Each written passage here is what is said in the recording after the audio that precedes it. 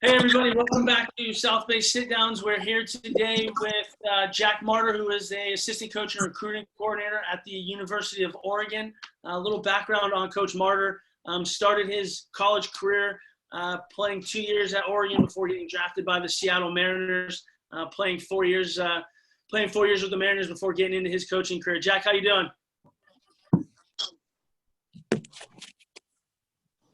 Bart, sorry, my service is still getting spotty a little bit, so I know that's not helping the take right now. But I'm up in the woods right now in Eugene, so it's not helping you. So if I lose you, or if my wording gets spotty, let me know. Okay. But I do apologize. Up in the woods here in the Northwest, sometimes the service, which is great, can get spotty. As you can see, I'm living in a cabin up here in Eugene. So I was going to say your background.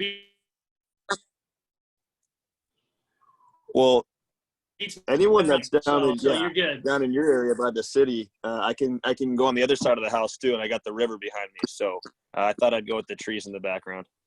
Yeah, we'll take it. We'll take it. Minimal service is okay. But All hey, right. I'm going to start with just a quick conversation about how you got into coaching. Obviously you've been coaching now a few years and have a former background as a professional player. So what started your coaching career? Well, I played for the Mariners for 4 years, and my last year I was in Double-A playing, and was having a good year. I think I don't know what I was hitting, maybe 280 in Double-A, something like that, where it was kind of back on the cusp. But I had so many dang concussions playing since I was in high school, when I was younger, whatnot. I was really good at running into walls and hitting my face on the baseball, so to speak.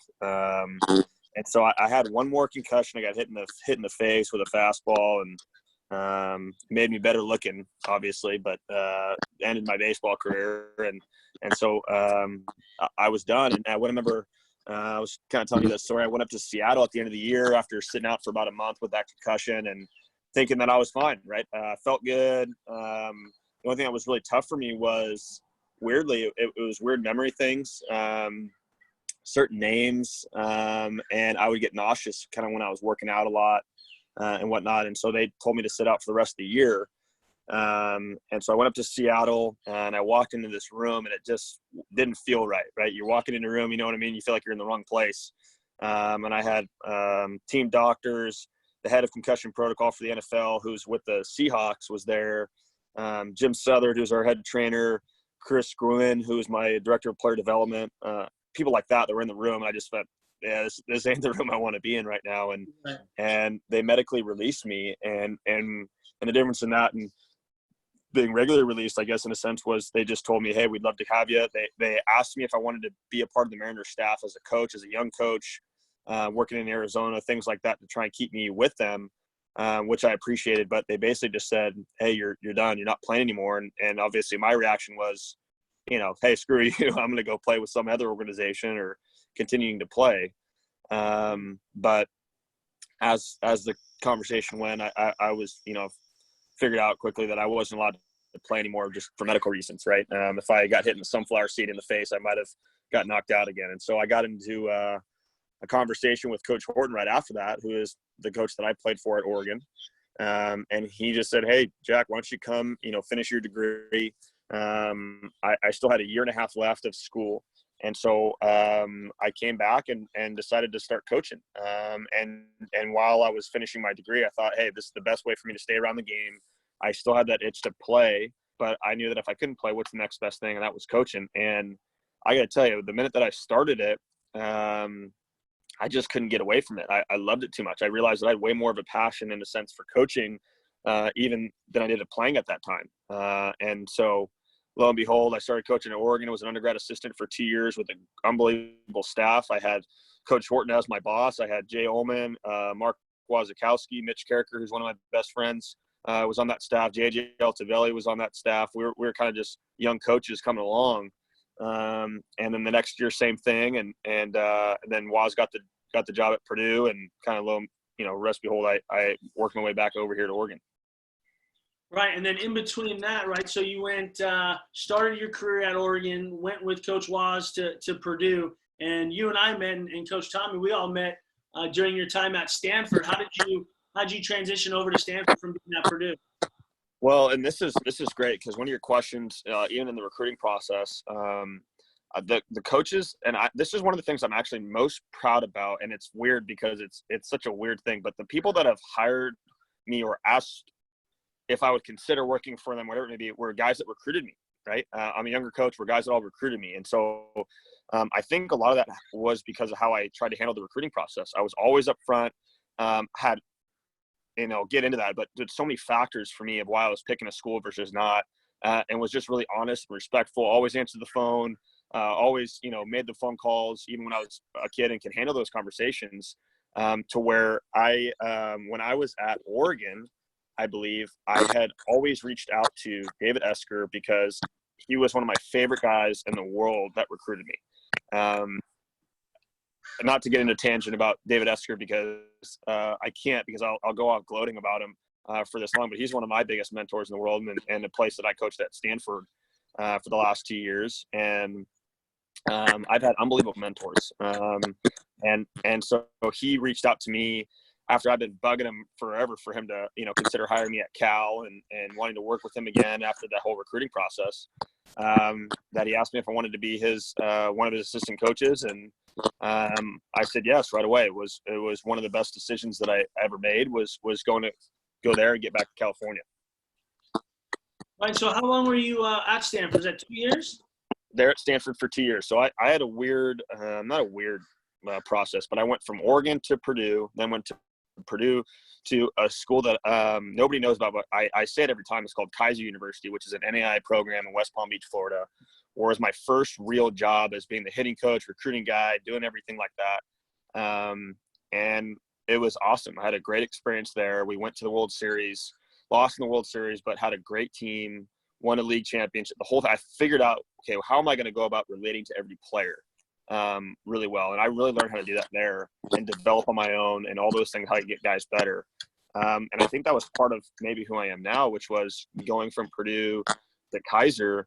We were going from a major D1 program, in a sense, to an NAI program where you're putting broomsticks and L screens and you're painting the fence. And I remember painting the scoreboard and redoing the bleachers and being in charge of dragging the field every day and doing all that. That was part of my job. It makes it to where you realize when I got to Stanford, when I had this motto of, hey, nothing is beneath me to do. Well, guess what? That's David Esker's model as well, where he's coaching at Stanford. He's the same kind of a guy. And so him and I got along great because I'd be at the field really early and staying really late and wanting to do the field and clean out the balls and, making sure that there was exactly the number of balls were in each cage and it was clean and running camps and stuff like that. So I was at 2 years at Stanford, and then obviously my alma mater, had a job opening as a recruiting coordinator, and that was probably, safe to say for me, the only place that I would have taken a job. There was other jobs that I had turned down, not from a bragging standpoint, but just had great opportunities because of my time at Stanford and how successful that we were, and being a great part of that, that I had a job like Oregon open up. And in truth, for me, it's such a blessing in this deal, and for me to get back to where I'm so passionate about. I got my heart in at the place that I played at.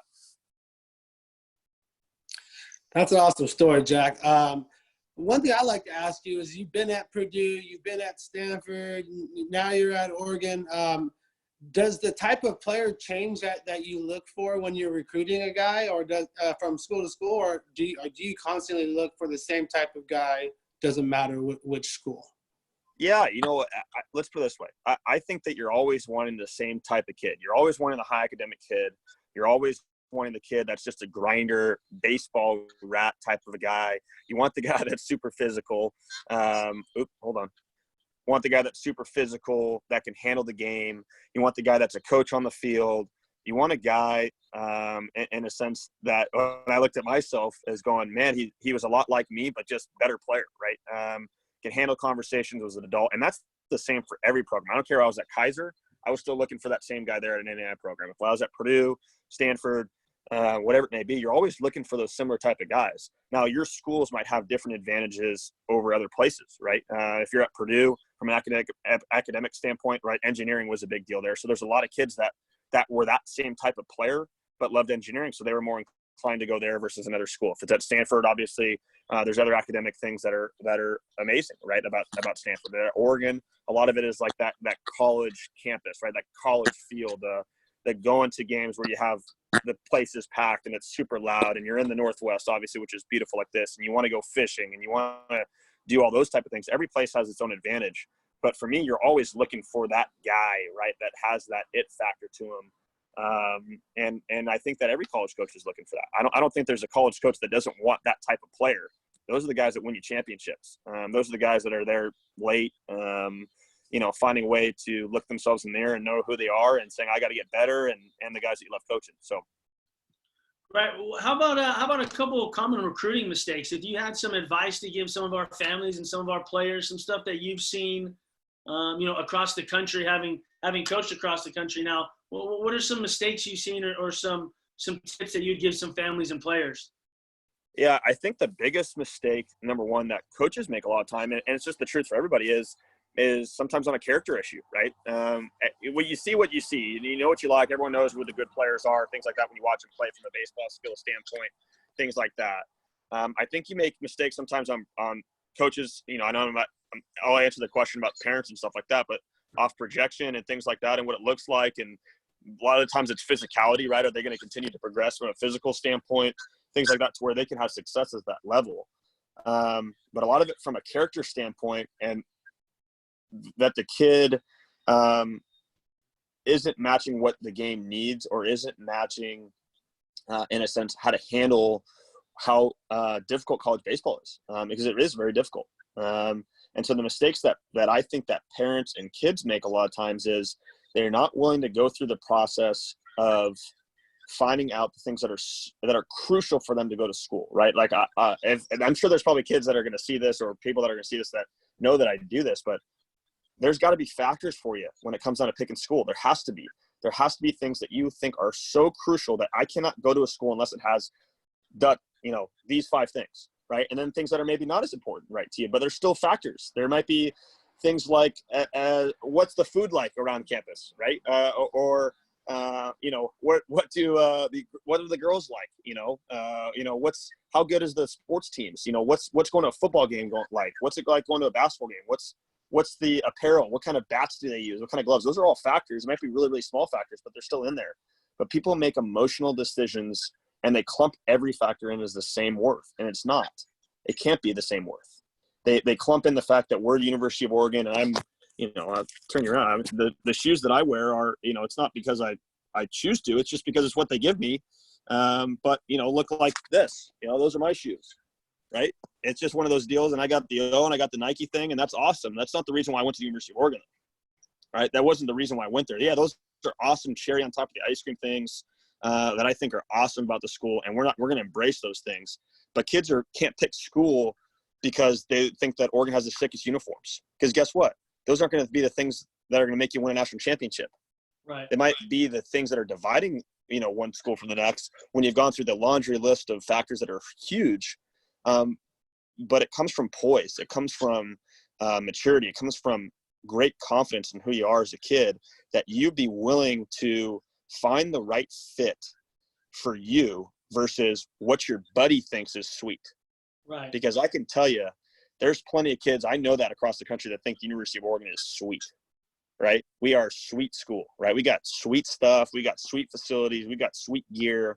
We got whatever, But the bottom line is if that's the reason why you're coming here, then you're probably not going to be a guy that's going to fit with me in terms of me developing you, because I'm going to demand that if you say you want to be a Major League Baseball player, that I'm going to put an environment in front of you where you got to get yourself there, right? I got to tell you what's wrong. And if you're not willing to handle that, you're not going to make it anyway, no matter what program you're at, right? And so I think the biggest factor for me is that kids make emotional decisions.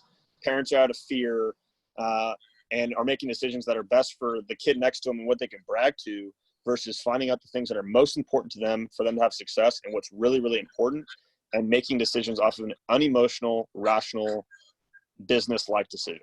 Absolutely. Absolutely. I know that stuff we talked to all of our guys about, about finding the right fit and really what that entails, right? I mean, you're talking not only an athletic fit, you're talking an academic fit. You're talking a financial fit. And like you mentioned, that the social fit. What's the area like? What are the people like? What am I a big school? Am I a small school kind of guy? But you alluded to some of the small difference makers in uniforms and stuff like that. But yeah, I think we always try to guide our guys to make those decisions based on those factors versus however many uniforms Oregon can put together over the course of the season, which might be a question we come back to later because I am super interested. And how many different uniform possibilities are. Tom, you want to dig into that a little bit? My uncle actually coaches at Oregon right now too, football. He's a running back there, but he's in his second year, and I know that he has a lot of sweet kids. Well, those guys get sweet gear, but I'm like an alum, and I got like a little inner mingles with the equipment guys, and I take care of the people that take care of me. So I might have some sweet football gear too. That's how you get. Like I said, these shoes I wear them honestly. I swear to you, because they're the most comfortable shoes. They're flat, they're wide, the whole thing. Nike shoes, but those are some football shoes. I get it. I like wearing them though. These are like my golf shoes. They're the most comfy ones I got, so I like wearing them all the time. But I know they got a little sparkle to them, so if they rub somebody the wrong way, then whatever. We got to live up to Nike at some point. I mean, yeah, it's pretty sweet gigs. Okay, how many uniform combos do you have? And then we're gonna move on, just because I have to know. Honestly, I don't know the answer off the top of my head. I want to say infinity. Well, I mean, the bottom line is you have your 4 tops or whatever it may be on the road. You have your 4 tops at home, and then you have your 2 random, like, miscellaneous ones. And all those ones, I think there's only 2 of them on each side that can't be worn on the road or home. So if that's 10 jerseys that we have, let's call them 6 of them you can wear at any point, and they're all different pants and stuff like that. So what I will say is that we probably, from a Nike school, I wish I could design them. Because I would design them how I want to. I want them to be like black, white pants, and that's it, right? That's why I wear like the black and yellow a lot. But I got popped with like gray jersey with ducks all over it, right? When I was playing, we had the pinstriped jersey that had our fight song in it, which were sick. There's a couple ones that are the Oregon yellow, bright yellow. There's some crazy ones. But as much as you see in football, all of our athletic teams get them, which is great. But part of that isn't about, going back to it. I mean, seriously, isn't about I want kids to come here or anything like that to see how sweet the uniforms are. It's just a matter of we don't even get to pick. Right? Our head coach, gets to pick in some regard, but guess what? We're Nike University. They tell us in a sense at times what to wear, and if I might be a blue collar kind of guy, but I'm going to be going lime green, apple green shoes today because that's what, I'm supposed to wear. And so it doesn't change what's on the inside though. That's the biggest thing is we wear white t-shirts. I think maybe some people saw that. As many jerseys as we get, we wear white t-shirts and black shorts. And that's all we wear for the fall and wintertime right before season until guys earn that stuff. And so we're not going to change that. We got white shirts that are the Nike shirts, but just regular standard white shirt. That's all you need, right? It's the same shirt as this, except it doesn't have an O on it, and you got to earn that O. And once you earn it, then you deserve to wear all the sweet stuff that we get. That's awesome. Now I got a question for you, Jack. Especially with the NCAA regulations now and things like that for the summer, and kids going through this pandemic. I know some kids, because they think they're not getting recruited this summer, in their mind. That they're not playing, they're not going to play baseball. Some kids struggling with getting their work in. Any suggestions to help kids and families to, under this tough time that we're under right now? Yeah, I think it's all based upon the environment that you have around your house too. But let's put it this way: our hitters, we have meetings with our hitters every single day. I meet with our hitters every single day. Not this week right now because they have dead week with the finals and whatnot, but we meet with those guys every single day, and whether that's going over film, whether that's I can't view what they're doing right now because it's voluntary time and I can't be viewing it. But at the same time, I could be teaching them on what to do, what drills they need to be doing at their house, depending on what's going on in their swing. We break down film every single day of them during the season, what they were like when they're at their best, what they're like when they're at their worst. So if I can teach those guys how to be hitting coaches, I think that I'm going to do a great job in being a hitting coach if I can have 15 hitting coaches that are around me, right? And so I got to build those guys up. That's really hard to do, but that's my job right now. And so the creativity with drills is endless, right? There's so much stuff on YouTube. Let's put this, we have a laundry list of pillow drills that we do every single morning before when our guys wake up and when they go to bed, right? If there's guys that have early connection issues, they got rotational issues. If they have certain things, we can put stuff in their pillow, whatnot. And there's no excuse, right, for our guys. There's not. If you have a pillow, you can take 150 swings a day and work on your early connection, where you're at contact, all those things that are blast number stuff. But the bottom line is you can be working on something if you really want to. You got a tee, you got a net, you got wiffle balls, you got something that you can come up with to be really creative with that. And I can go, I get more passionate about that stuff than anything, even with catching, even with infield, even with whatever. You got a road, you can, do something, whether that's running, lifting weights. I bought those dumbbells that you can slide in terms of the colors that adjust the weights. And I'm in better shape now than I was during the season because it's at the house. And I just say, hey, you know what? I can't go outside, but I'm going to kick my ass on the inside. I got to do something. And that's just really about the person more than anything. And I think the guys at college baseball and the guys at our level have this inner hunger and drive to just say, okay, this is adversity. This is what I'm dealing with. Oh, I can't go hit in a cage. Well, I'll find a way to figure it out somewhere else.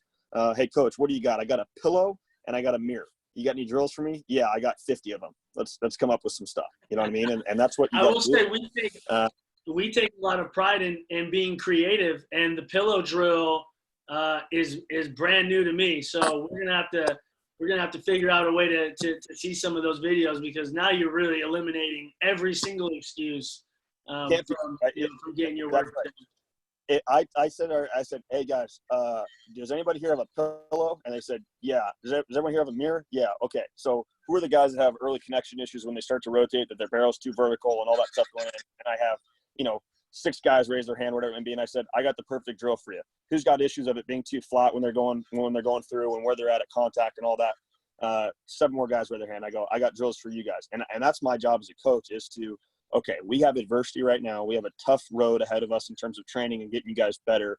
What do we got? Well, I know that everyone's got a pillow. I know that everyone's got a mirror. So I better be able to come up with the worst case scenario. I better come up with a way to develop these guys with just that.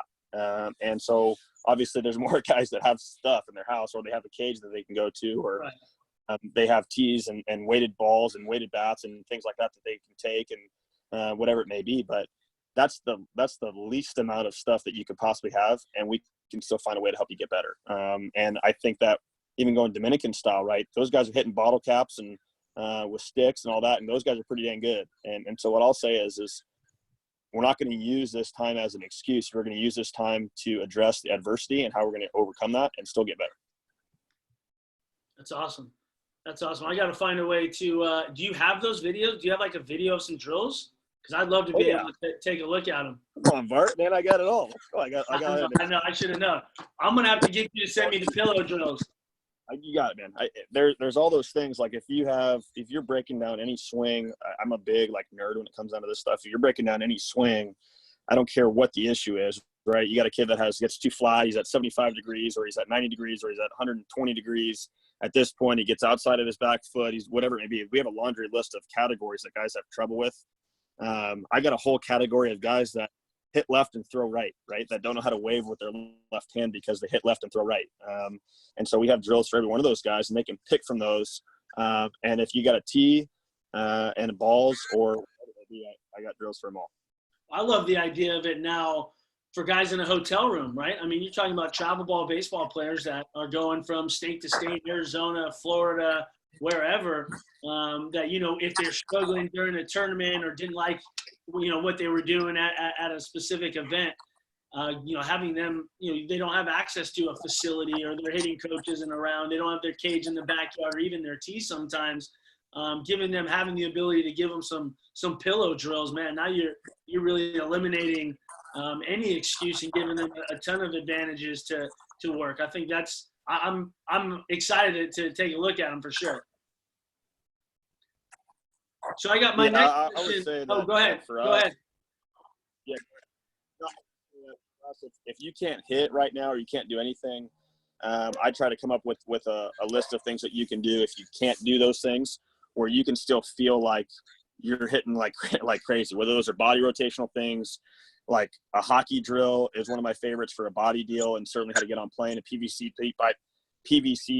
pipe drill where you're just rotating to a point on your bed. We do that all the time, right? You got a bed, you can get on your knees if you need to for a high pitch. You can, squat down where you're at 90 degrees, that contact. There's millions of things that you can be doing that are actually giving you more awareness for where you're at and what you need to improve on. But it always starts with looking yourself in the mirror and going, this is where I'm at as a player right now. These are the things I need to improve on. How do I go about improving those things? And that's what we've been doing right now with our guys, is letting them know this is what you're doing great. This is what you need to improve on. Then let's go attack those things.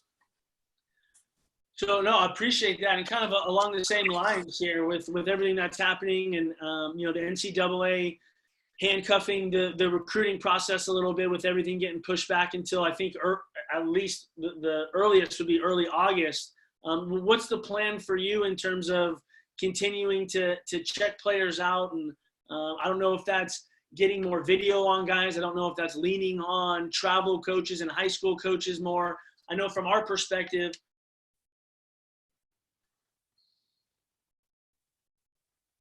to stream as many, if not games, if possible, and then obviously send that out to coaches like yourself to view. But do you have a plan of attack, without giving us all your info and all your secrets here, of how you plan on recruiting during this time? Because it's got to be tough. Yeah, I think the biggest thing is going back to one of our original statements was keeping guys poised. It's just like, man, how do we not make mistakes right now with just offering guys to make it look like we're busy, right? And also it being to where kids are not just accepting things just to get the process over with. It's just, hey, there's an issue that's going on around with our country right now. There's a pandemic that's going on. Obviously, we have so many social issues that are going on right now in the world, all these crazy things that are going on. I think these kids' jobs right now is to take a breath, right? Look at themselves in the mirror and just make it about getting yourself better right now. And the recruiting side of that, live streaming, video, communicating, FaceTime, and talking on the phone, all those things are huge for us right now to continue to develop relationships. But the point of what you start getting into, and you're seeing it, right? I'm not just saying that we're different than other people, right? But you're seeing transfer portal guys go through the roof right now. You're seeing a lot of kids committing right now for whatever reason through the roof right now, without there being all this foundational work that's there to where you got trust, right? There's trust that's built with the coach and the player, and built with the player and the coach.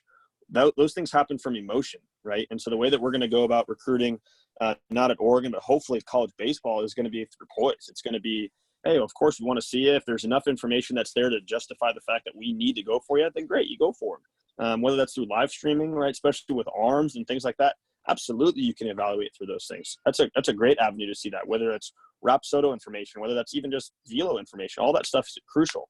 But think about if you're a shortstop, right, you're a center fielder in a sense, and we can't see you run, or we can't see you catch fly balls, or see how your arm works, or how you're playing on defense, and we're trying to decipher through a couple games without even watching you in the dugout, right? How do you interact with your teammates? How are you as a kid? What do you like when you strike out? How are you like when you have success? Are you a roller coaster kind of a kid?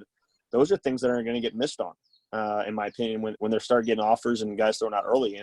And for me, I didn't get into this coaching thing just to land the best recruits in the country. Yeah, we need those guys in order to win championships, but I did this to develop players and help guys get really, really good, and certainly enjoy the heck out of it. I mean, I love coaching. I love talking with the kid when he's going through some stuff, and how you can help that kid from a positive direction just get better. And a lot of those things, when they're really fun, it's built through great character on both ends, right? On our end and on those ends. And I don't want to miss on those things, and so we won't. Do you think over the last couple months, with the inability to go out and recruit, it's changed the landscape a little bit? I mean, do you see people? Do you think people are making more decisions than they normally would at this point, just because of, maybe, for lack of a better term, panic or worry and concern about when we're all going to get back on the field? Have you seen a difference recently? Yeah, I would say that it's always different for every case, right? It's not like we're not getting commits too, but a lot of those times that process has been channeled here for a while, right? You've been recruiting a kid, you've seen campus, whatever it may be, where you've had that relationship.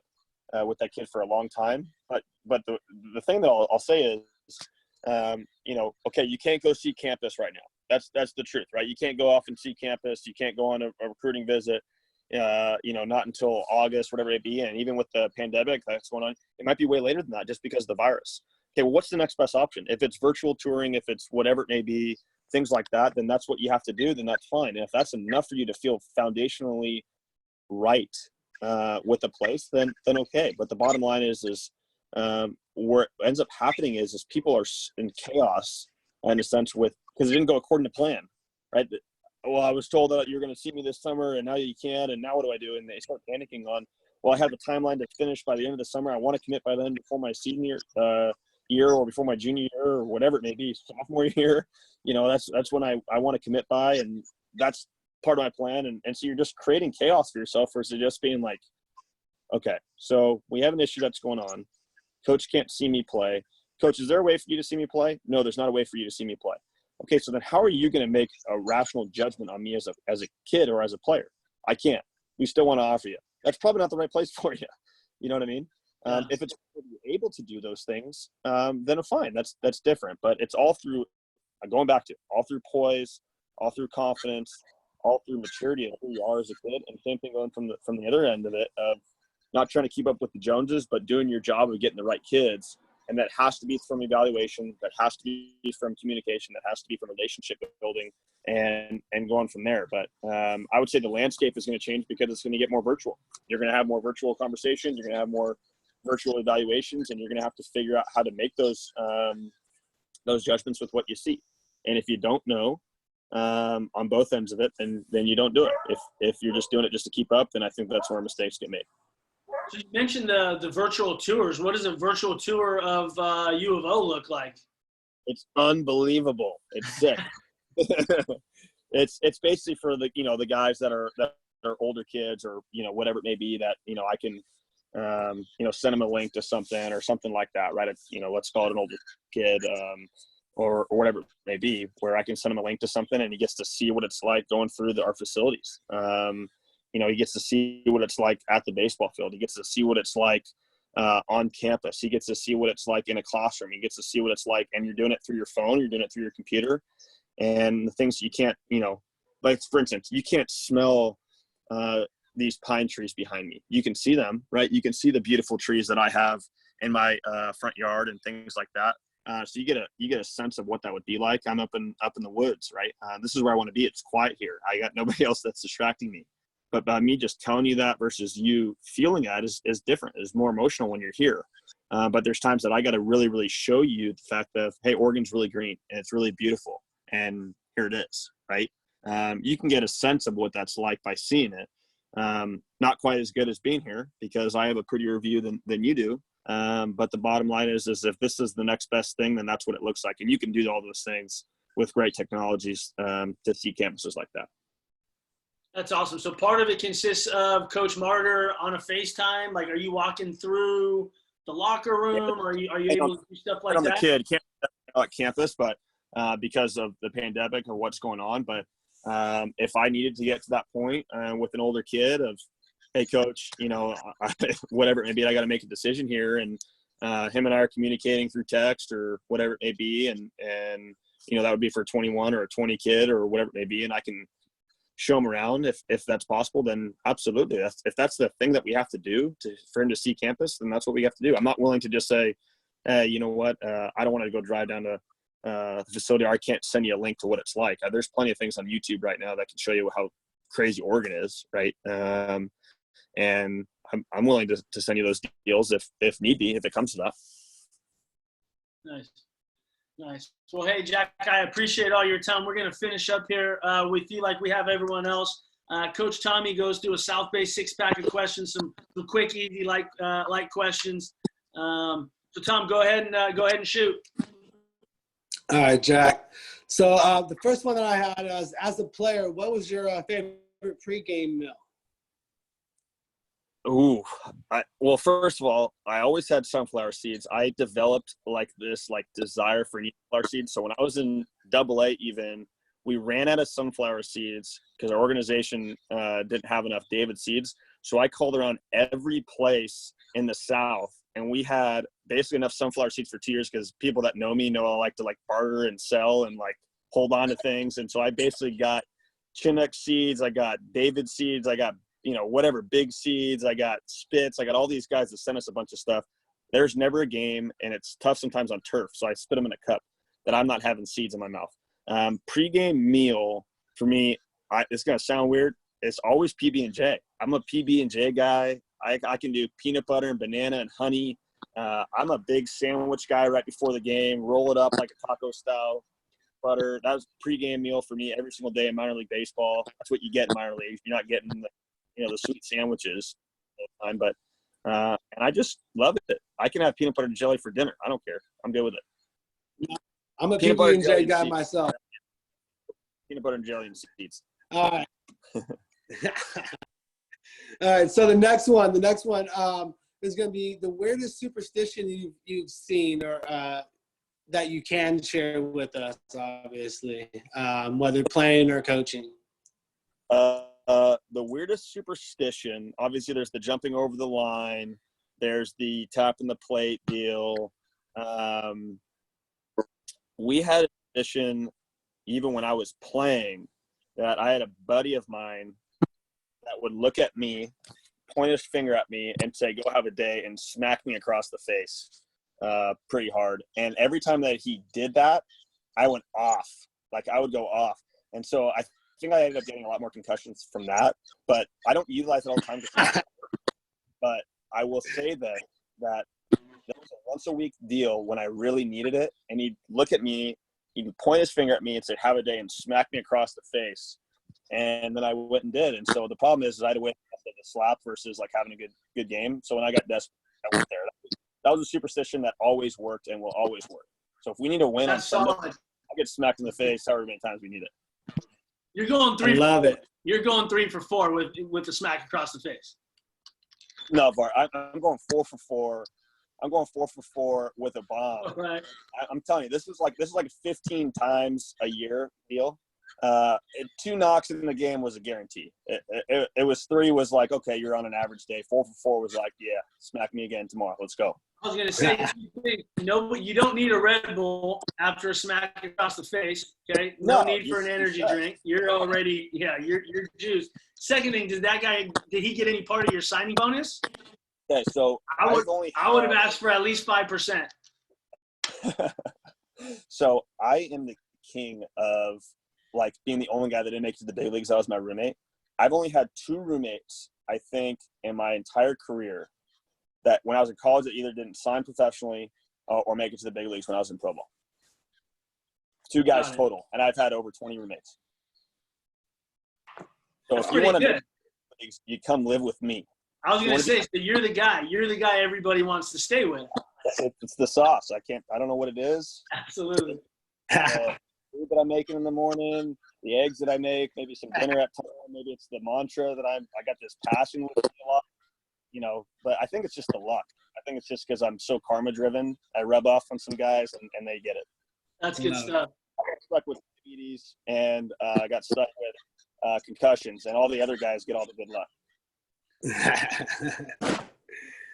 All right. So the next one, the last 3 songs that were played in your from your phone. What do you got for us? Or Whiskey artists? Myers for sure. Yeah, Okay. Whiskey Myers, Red Dirt Country. Always have the Eagles on. People know this. Esky hates it because he hates the Eagles, which makes me not like him as much. But I always have the Eagles on. Take It Easy by the Eagles is always playing in my car. I love the Eagles. Love Red Dirt Country music. That happened when I was coaching in Cape Cod for a while and playing pro ball. Love country music and Sublime. I'm a SoCal country, old school rock kind of a guy. And so the Eagle, that's all the 3. I'll throw a couple, some rap in there. I'm more of a Biggie Smalls versus Tupac guy. I like to play B.I.G. I need to get a little rowdy, get pumped up. Kicking the Door was probably my favorite, like get hyped for a game song. But I would say I always got some sort of country, some sort of Red Dirt Country that's a little bit hole in the wall type of country going on. Always got some Sublime, like Iration, Slightly Stupid kind of deal going on, without a doubt. A little NorCal, Santa Cruz area. kind of music, and I always have the Eagles playing in my car. Nice. That's a good list right there. That might be the best list that we've gotten so far, Jack. Absolutely. I don't remember Eager's answer, but it beat the crap out of Thomas's. Eager sucks. He's going CCR only. He likes CCR. I love CCR too, but he's like, oh, CCR, that's all I got. And then I'll probably have to call Larry Lee for some other tunes of what to do. Good stuff. That's awesome. Okay, now 4 and 5 are kind of packaged together. What are the worst the worst road trip on the minor leagues and the best road trip in the minor leagues? This is probably more of a story, but okay, that's fine. And there's great spots in the Southern League and some not so great spots in the Southern League. And so I took a trip to Huntsville, Alabama. And playing at that stadium they don't have that field anymore. It was before they changed. I want to say to Biloxi or something like that. But there was maybe 14 people at the game. 14 people. So that'd be like a coronavirus game going on. Right. And Brent Suter, I'm facing all these guys that are in the big leagues. They were loaded. And so I had a really good weekend, and nobody saw it at all, which sucked. Which I would have liked because I felt like I went off against those guys. I got like a hit a game, which I took as a success at the time. And then we traveled from there to Jacksonville, which was like a 12-hour drive or something like that. And it was maybe 110 degrees and it was super humid. And I got really sick and then drove from there to Montgomery, Alabama. I played my last game where I got hit in the face and was done. So that was all in one road trip. So that's the worst. Is that the best and the worst road trip? That was the worst. That was the worst road trip. Not because of playing. I just remember it from what I can remember. Huntsville, there was 14 people there. Then we went and played in Jacksonville, where you couldn't even breathe outside. It felt like you were wearing a trash bag playing at the end of summer. And then I went all the way back down. Took another road trip down to Montgomery, where I played my last game. And then that's it. So I remember sitting. So the reason why this was inside, basically, and you can't do anything. So I had to sit in a dark room in our trainer's room throughout the game for literally 6 hours a day, doing nothing. And so when they're out for BP, I'm sitting in a dark room. When they're playing a game, I'm in a dark room. I can't even listen to the game. I can't watch the game. I'm just sitting there trying to sleep for 6 hours. And I had to do that for 4 days. 5 games. Wow. That sucked. The best road trip was not that. So that's why the reason why that was the worst. It was my last time and really that last trip in Montgomery because I got concussed in the first game of the series and then was done. The best road trip, gosh, I love Pensacola. I loved Pensacola a lot. I always played well there. It was right on the water. It was also in Florida. We'd go there earlier in the year, and we had on this road trip, we had a day off afterward, and it was the All-Star break. And so we had gone down, and Bubba Watson was throwing out the first pitch. He was a golfer, and I love golf. And so we were talking about golf the whole dang time before the game and, how he hits his slice and all that stuff, which was awesome. And I had a great series there. And we'd go out every night after the games and, right around town and go get dinner and, and hang out as a team. And then you have the All-Star break. And so then you're on, a little bit off, so to speak, and so you're driving back. And when you're in minor league baseball, part of the things that are grind are the bus rides, and part of some of my favorite memories are the bus rides. And you're driving back, 10 hours to get back home or whatever it is, 6 hours to get back home. And you know that you have a week off in a sense, and guys are letting loose on the bus a little bit and just hanging out and having a great time and telling stories and playing cards and, talking smack to each other. And I can almost tear up thinking that's one of my fondest memories is bus rides back from places after a great weekend, great success, and you have a day off the next day because guys the day like you just won, you just swept somebody. That's what it feels like, and you're having a great time. And that one I remember because that was my last year playing. I had some of my best friends that I was playing with. I'm just playing cards and you're hanging out, getting loose on the bus and yeah, that was fun. that was more of like a romantic answer. For Right. me. No, that was quality, man. That was quality. Who are we to tell you? Yeah, whatever. I liked it. It usually revolves around playing well. The best road trip was, and you said it. Well, Always. I played well, and then it turned into this. So that's usually the start of every good road trip. Well, I was really good at when I played awful. It was just being the most miserable guy in the world. So that was part of the reason why, at least for me, getting into coaching, why I'm not like that at all anymore. It's because I knew that wasn't good for me and my mental stability. But when I had a good game and we won, I did mean that when we won too. I really loved that. Those were fun. Nice. Tom, finish up with the last one. All right, and the last question. The last question, Jack, is the worst recruiting story that you have that you can share for us. Yeah, I won't name names with any of the stuff, but this is about probably myself. I saw that question and thought immediately I went to myself really, and what ends up happening is, and this is probably the most maybe most serious answer I have, but I remember feeling how embarrassed I was. We lost a recruit to another school that I respect, right? But didn't really feel like the reason why maybe that kid was going there was for the right reasons, in a sense, based on our discussions and his timeline and all those things. I felt very emotionally upset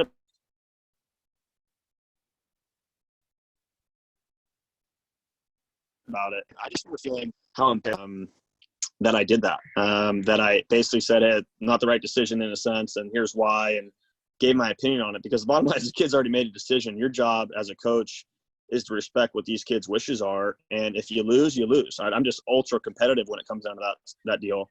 But that happened really, really early for me and this whole thing. And you never like losing a recruit, especially when it comes down to kids that you love, you feel like can impact your program, and really where you feel like you were there as a stopping hole to help them with their career, right? And almost like that floodgate's going to stay open if they don't go play for you, if you really care about the kid. And I remember I reacted so emotionally. It wasn't like awful, but I didn't react right. I didn't congratulate him. I didn't do those things that I should have done because this really is about the boys. This is about these guys making decisions that are best for them and where they're going to have success. And I thought I was so hypocritical at that point. And that was something that happened once, and I promised myself it would never happen again, and it won't ever happen again. I'll be honest with kids a lot when they're coming to our school, how pumped we'll be, and when they don't come, it's how we'll be disappointed, but we have to respect that if we're truly who we say we are, right? And so that'll be my worst recruiting moment, because I was so out of character and not out of line, but just how maybe some other coaches are too, but promised myself I'd never be like that. And it goes down to the sincerity of why you do what you do. And that time I got into the emotions of why I feel so upset about it and reacted that way. So that'll be my worst one. Won't ever happen again. Hate that it did happen, but never any bad stories with other recruits in terms of things that they do wrong. Kids act how they want to act a lot of times. I'll tell you what, I don't like it when a kid does commit somewhere and they don't call you. I think that's not a lack of respect. I think that's just one of those things where not man enough to do it, maybe, in a sense, and not willing to face up to those things. And the reason why I say that is because I did do that, of handling that correctly, in my opinion, I thought. And every job that I've got in my coaching career was with guys, in a sense, that I said no to. Every job. Yeah, so those relationships wind up mattering later on down the road, right? That's one thing. The respect thing. It's not a liking thing. It's a respect deal, right? It's a respect thing that when 5 years later, or 10 years later, when that guy's back around, do you have respect for that person or not? And I'm not saying that they all do, but I know that the conversations that I've had with some unbelievable mentors, a lot of them that are in your guys' area, right? David Esker, huge mentor for me, was like that at Cal, loved him to death. Mark was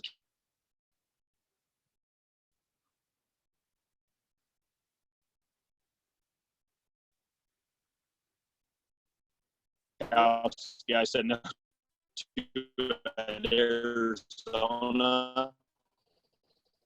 And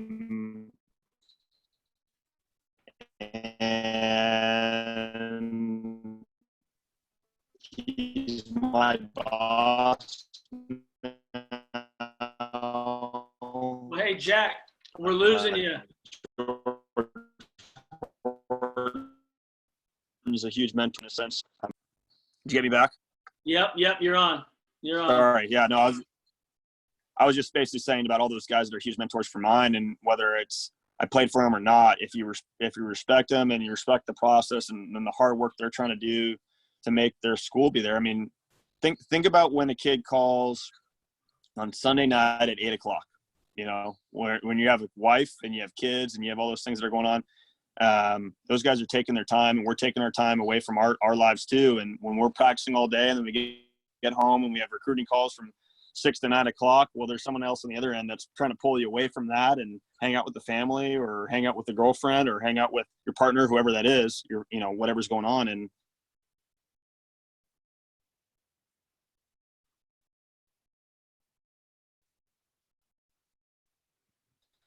there's a lot of work that goes into it. So long as there's a respect and understanding. Bart, you guys there, or did I lose you again? Thanks for giving us your insight, a little bit about your story. Really appreciate it. We will hoping we get a chance to see you out this summer on the recruiting trail. Otherwise, I know we'll stay in touch and we'll try to send you as many future ducks as possible. Yeah, man. I'll always appreciate you guys. You guys are awesome. Trosky Baseball does it right. Always be here to help and go Ducks. Always go Ducks. Go Ducks. All right, Jack. Thanks a lot. Appreciate you. All right. See you guys. Thanks.